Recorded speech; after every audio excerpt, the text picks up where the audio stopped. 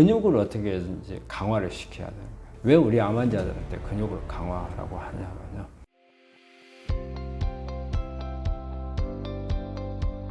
자기소개 부탁드립니다. 안녕하십니까. 나으람원 원장문 장씨입니다. 오늘은 이야기를 하기에 앞서가지고 우리 환자들이 이렇게 요즘에 이제 날도 뜨시니까 운동을 많이 가잖아요. 가는데 주의해야 될 점 한 가지를 좀 알려드리고 시작할까 합니다. 우리 암 환자분들이 운동을 하는 데 있어서 종종 어지러운 증상을 호소하는 분들이 많이 있거든요. 근데 이렇게 실내에 있다든가 이럴 때는 괜찮아요. 하지만 운동을 가는 중간에 이렇게 높은 데를 올라간다든지 아니면 내려온다든지 이럴 때 이제 어지럽게 되면은 다칠 수가 있거든요. 그래서 이럴 때 어떻게 대처를 해야 될지 저는 우리 환자분들한테 일단은 어지러운 증상이 나오면 증상의 정도에 관계없이 그냥 주저앉으라고 이야기를 해요. 뭐 가볍게 오는 경우는 괜찮지만 심하게 오는 경우는 앞에 노래지면서 아무것도 시야 안 보이고 그냥 쓰러져 버리는 경우가 있거든요. 그래서 처음에 이렇게 이런 증상이 나오려고 하면은 바로 주저앉는 게 좋아요. 뭔가가 옆에 있는 것을 잡으려고 하다가 보면은 오히려 다치는 경우가 있어요. 저희 환자 중에 한 분도 운동을 갔어요. 갔다가 이렇게 갑자기 올라가는데 어지러우니까 옆에 난간이 있으니까 난간을 잡으려고 하다가 이 난간에 이 턱을 찧어가지고 이빨이 몇 개가 나갔어요. 그리고 팔꿈치도 다치고 여러 군데 손가락도 다쳤는데 이런 경우가 발생할 수가 있어요. 그러면 왜 이런 어지러운 증상이 나오느냐면요. 우리 암 환자분들은 항암을 하거나 일이 되면은 자율신경이 손상을 받아요. 우리 항암하면 말초신경 손상 받잖아요. 손발 저린 증상 나오잖아요. 이게 말초신경이거든요. 그런데 우리 장이라든지 우리 자율신경들이 우리 몸에 또 많이 있거든요. 이것도 어떻게 보면 다 말초신경입니다. 말초신경이 손상을 받게 되면 이 기능이 혼동이 와요. 그래서 우리 자율신경에는 교감신경이 있고 부교감신경이 있어요. 교감신경은 혈압을 올리는 작용, 부교감신경은 혈압을 내리는 작용합니다. 우리 혈압이 정상인 사람들은 이 두 가지 신경이 균형을 잘 맞춰가지고 혈압을 유지하는 거예요. 그런데 교감신경이 손상을 받았다. 그럼 부교감신경만 기능을 하는 거예요. 그럼 어때요? 혈압이 떨어져 버려요.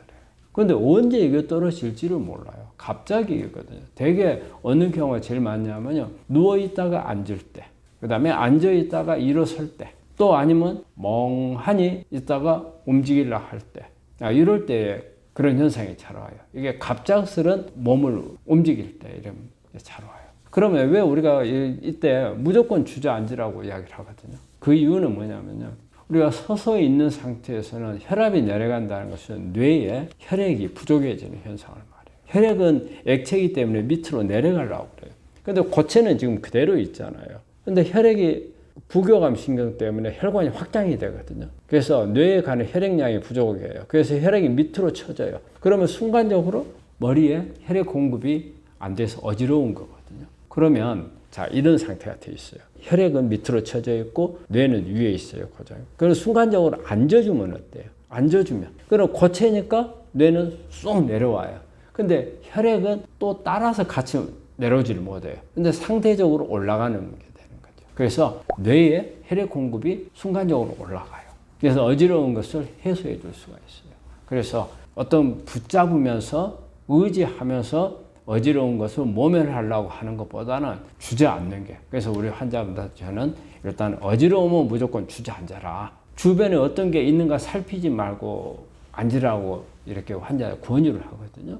그게 그 자율신경으로 인한 혈압 저하로 인해서 오는 어지러움증을 예방할 수 있는 방법입니다. 암 환자가 안전하게 할 수 있는 최고의 운동은 무엇인가요?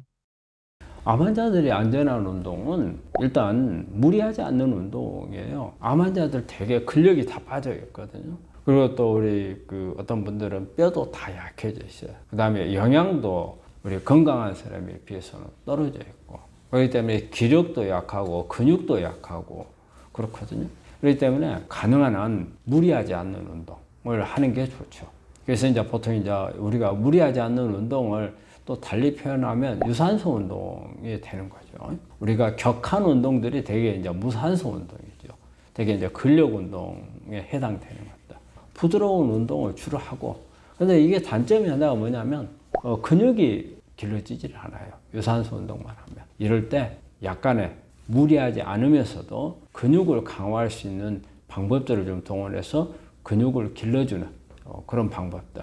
요즘에는 프로그램들이 나와가지고 이렇게 특수하게 예를 들어서 하체 근육이 많이 빠졌다. 그럼 하체를 강화시켜주는 운동이 있고 상체가 약해졌다. 그러면 상체를 강화시켜주는 운동. 그 다음에 허리라든지 이런 부분들의 목적하고자 하는 부위에 어떤 운동을 강화시켜주는 이런 부분들 그런 프로그램들이 있는 게 있거든요. 이런 부분들을 이용하는 것도 하나의 방법입니다.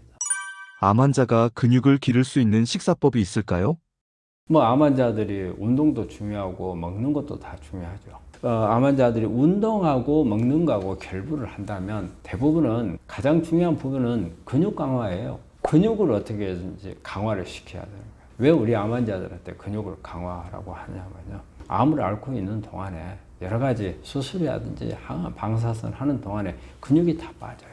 그 환자분들이 운동량이 적어지잖아요. 많이 못 움직이잖아요. 못 움직이게 되면 우리 몸에서는 근육이 쑥쑥 빠지거든요. 근데 빠지는 것은 쉬운데 채우기가 되게 어렵죠. 그럼 이제 운동량을 늘려서 근육을 강화해야 되면 우리가 근육이라는 게 단백질이 만드는 재료가 되는 거잖아요. 그렇기 때문에 단백질 공급이 조금 더 잘 되어야죠. 그 단백질을 어떻게 보강을 해주느냐. 그 다음에 어느 정도 먹어줘야 되느냐. 우리가 일반적으로 근육 강화하고 관계없이 우리 하루에 필요한 단백질은 체중을 그램으로 바꾼 거예요. 또 어떤 경우에는 체중을 곱하기 0.8 정도 하면 그날 필요한 단백질이 돼요.